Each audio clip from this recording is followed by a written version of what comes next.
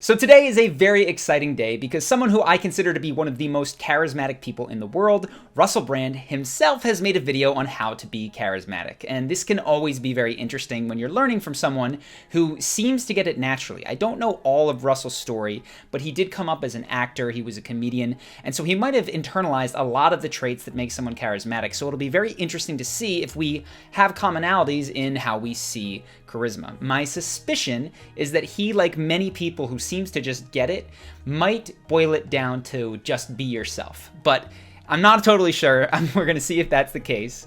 And here we go. Now, I reckon that the secret to charisma is being able to be present. In fact, people speak frequently, don't they, of presence. This person has a real presence. A couple things here. I definitely agree with him in that at the deepest and perhaps the highest levels of charisma, what you do want to fall back on is be yourself, be present in the moment. That enables you to react authentically and spontaneously to everything that comes up without needing canned lines. Part of the problem is that telling someone to be present or to just be themselves, it's kind of like asking someone to hop over a 20-foot wall their first day trying gymnastics. It tends to be very, very difficult to people. I do think that the way to get there is with intermediate, easier steps. So I'm curious if he will talk at all about that. Not all of us will find the same people charismatic, the same way as we don't all have good sexual chemistry or good convivial friendship type chemistry between one another. There are certain ways that we interlock. This is actually something that I think is very important. People will ask questions of me, and then they'll want to know what is wrong with the way that they're presenting themselves. Do they have a core charisma issue? And the question that I always ask them is this something that has happened once or twice, or is this a consistent thing in your life? Because to Russell's point, no matter what you do, if you are the most charismatic person on the planet, you're not going to be everyone's cup of tea. One of the best tips I ever heard about charisma comes from Russell, and it was when I saw him on the Logan Paul podcast. It happens now when I arrive here and I see this place, like even wordlessly, my emotions inform me. Oh, what's it going to be like? Is everyone going to like me? What's going to happen to me? Who are these men? What's happening here? Like all of this stuff starts happening, and then another part of me goes, you've got nothing to get. No one can give you anything. You're all right. You don't have to be afraid. All you're ever able to do is be of service to other people. And if you get distracted from that objective and start thinking that your life is about getting things, you know pain is coming, because I've experienced it many, many times. When you're entering into communion, you're talking to other people, you're having a dialogue with them. Don't go into it thinking that they have something to give you, whether it's you could get a date, get a job, etc. Though that might always be in the back of your mind. If you recognize that they, at some fundamental level, cannot make you happy, the pressure comes off of that interaction. It becomes much more fun and easier to be your authentic self. Or if I'm in a social situation, and I still do suffer from some social anxiety, one of the ways I overcome it is by making a decision to really genuinely listen to the person that I'm communicating with and let go absolutely of the idea of getting something from that exchange. So this matches actually what I've seen from Russell, because I've covered a lot of people and they go on the talk show tours and they tell the same story in the same way over and over and over again.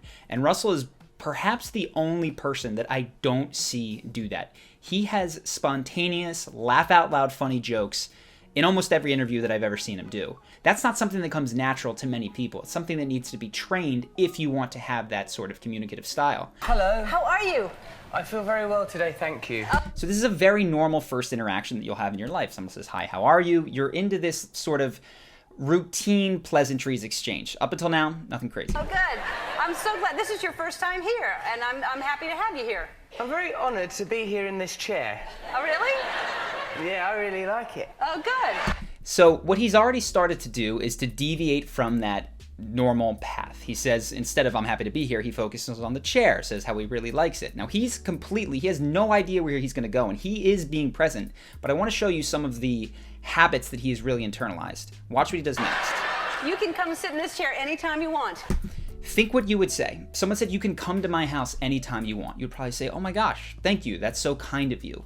What you wouldn't do, usually, is to misinterpret purposely what they said and take it literally.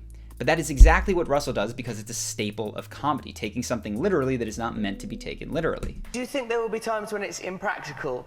If someone's in it? For example? Yes. It depends on who's in it. They may enjoy you sitting on their lap. It may lift the interview. Mm-hmm.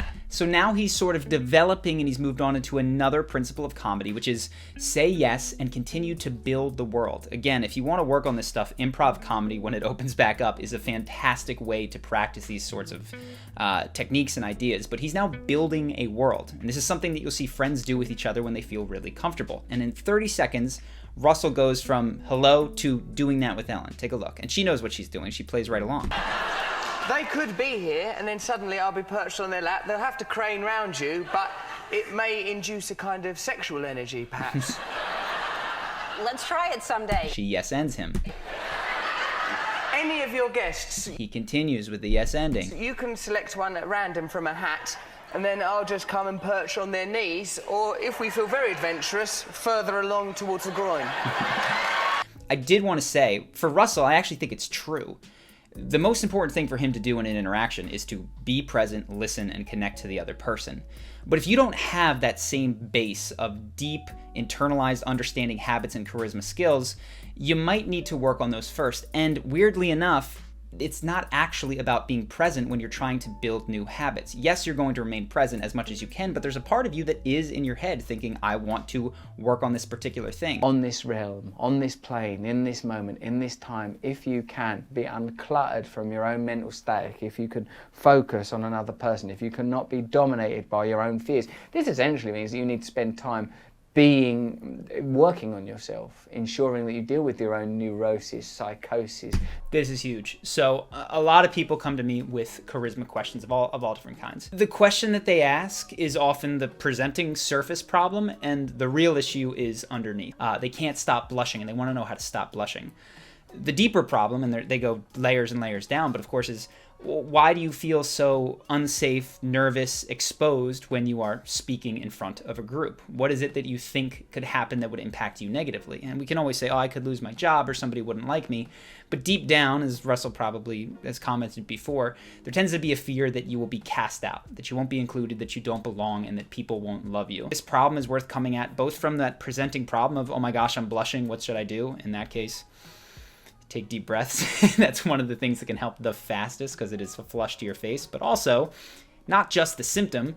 You want to go to that core problem. So if you're working on meditation, if you're doing any sort of thing to help your emotional body sort of heal and improve, I think that is the way that I have seen is most effective. Surely there are more subtle forms of energy than air and water that are interrupted and disrupted when a person comes into a room, when a person conveys their energy.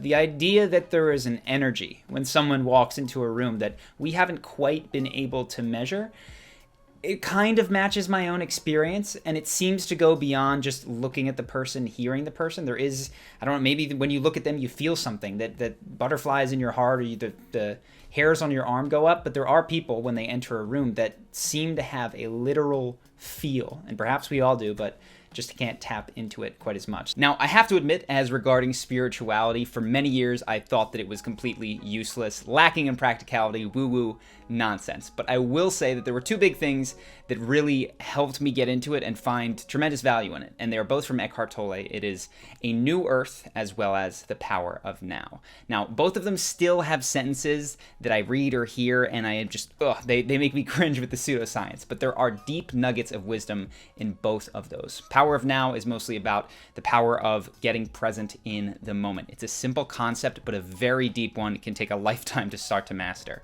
A New Earth is a bit more complex, and particularly the idea of the pain body, the way that our egos get triggered, was very, very, very useful in my life and something I continue to come back to. So if you haven't gotten much value out of spirituality and you're listening to Russell, you think there might be something there, I highly recommend Eckhart Tolle as a bridge. And you can check out either of those titles for free, courtesy of this video's sponsor, Audible. When you join using the link audible.com/charisma, or if you text charisma to 500-500, it comes with one free audiobook right out of the gate. Either by Eckhart is great, but A New Earth is my favorite of the two that I mentioned.